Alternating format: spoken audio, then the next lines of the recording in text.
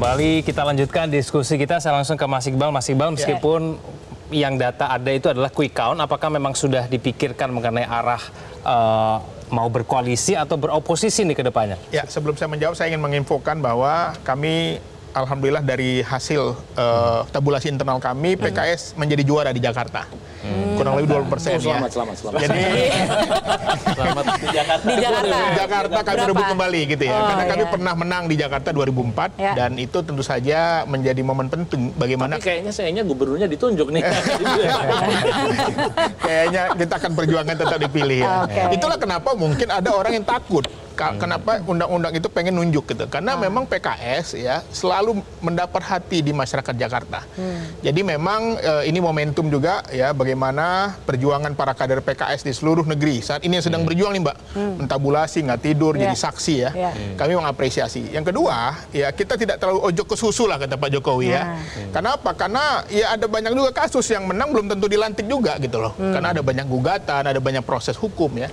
Tentu saja ini adalah bagian dari proses demokrasi itu. Tapi kami ingin menyampaikan bahwa semuanya dalam proses, semuanya tetap ojok ke susu, jangan buru-buru, jangan jumawa, karena dalam pemilu itu yang menentukan siapa yang menang adalah KPU dan KPU pun bisa mendapatkan gugatan dan baru finally-nya setelah ada keputusan.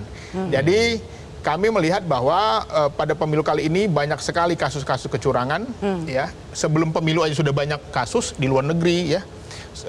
Yang terpenting adalah bagaimana moral, etik di dalam berdemokrasi. Bagaimana bansos itu ditebar sebelum pemilu, ya. Bagaimana juga kasus-kasus kepala desa oknum kepala desa yang merasa terintimidasi atau mengintimidasi oknum ya. Jadi kami melihat bahwa ini adalah potret dari bangsa ini ke depan. Kita dalam pemilu bukan hanya mengajarkan tentang bagaimana cara memilih, tapi bagaimana menampilkan sebuah demokrasi yang bermartabat. Menang itu harus bermartabat gitu. Menang bermartabat jangan itu kita berarti menang tetapi anak cucu kita menjadi pembicaraan seumur hidup. Oke, kita sudah mendengar ada pernyataan dari Pak Anies kemarin yang mengatakan bahwa masih akan berproses, masih akan menunggu sampai dengan hasil penghitungan suara di KPU selesai dan diumumkan secara resmi, yang berarti masih menunggu 35 atau 30 hari ke depan ini di tanggal 20 Maret baru akan diumumkan. Nah, sepanjang waktu itu kira-kira apa yang akan dilakukan gitu? Ya, saat ini tim hukum nasional kita juga sedang bekerja, ya para saksi sedang bekerja mengumpulkan data, alat bukti, termasuk tabulasi. Ya, tabulasi yang sampai ini KPU aja baru 2% datanya.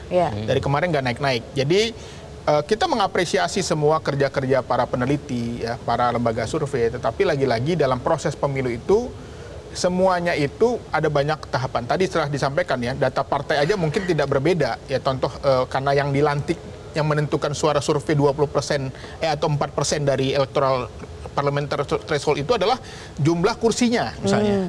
Tapi yang disurvei kan jumlah suara total. Jadi ada banyak kemungkinan mungkin ada kejutan-kejutan. Ya, hari ini kami di Aceh luar biasa. Di Sumbar ya, yang awalnya Gerindra sudah petantang-petenteng akan mengalahkan Anies, ternyata di situ jauh sekali. Jadi udah konser tiap kabupaten, ulama-ulama, oknum-oknum dibiayai, mungkin ya gitu ya dugaan kami. Ulama ada oknumnya juga. Iya, ngaku-ngaku lah ya. Menarik juga. Ngaku-ngaku gitu ya, lalu deklarasi sana sini. Ternyata sorry Bro Andre, Anda kalah di Sumatera Barat. Kalah dia. Oke, tapi tetap sejumlah kalah. Oke, temuan-temuan di lapangan ini tetap kan nanti harus dibuktikan begitu ya. Artinya kan kita bicara mengenai targetnya ini akan seperti apa gitu. Apakah kemudian bisa membalikan hasil pemilu sekarang atau merubah hasil pemilu versi quick count? Semuanya kita sedang melihat ya bagaimana tim hukum kita bekerja. Kita biarkan mereka bekerja dengan tugasnya masing-masing, termasuk juga para paslon, ya para pimpinan partai. Saat ini kami fokus mengawal tabulasi suara dan tentu saja semuanya berproses. Jelajahi cara baru mendapatkan informasi. Download Metro TV Extend sekarang.